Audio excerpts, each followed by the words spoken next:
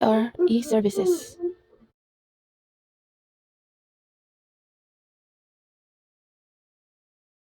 Pindutin ang e-services. Then e-services, click po natin yung online registration and update system or OROS. Mapupunta po tayo sa kanilang website. Dito po, sign up po tayo gamit ang ating active Gmail, yan, as an individual. Scroll up po natin pataas. Makikita niyo po dyan sa baba, create an account. Po natin yung taxpayer. Scroll up po natin pataas. Then, check po natin yung box and agree. Pindutin po natin yung taxpayer at saka without existing TIN. I agree.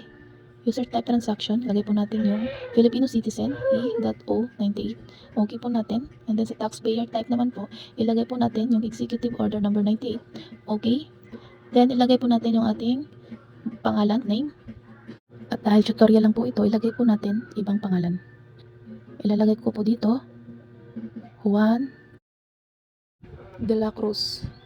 Sa suffix naman po, ilagay po natin yung NA. Meron din junior, senior. Date of birth, lagay po natin yung ating year, date, at saka araw kung kailan tayo pinanganak. At iset po natin. Sa civil status naman po, ilagay po natin kung single or married.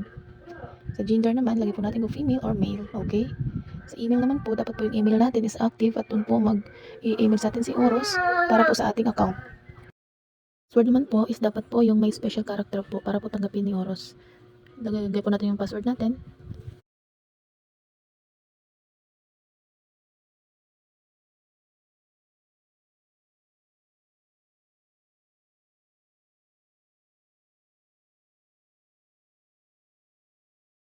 At i-confirm po natin yung ating password.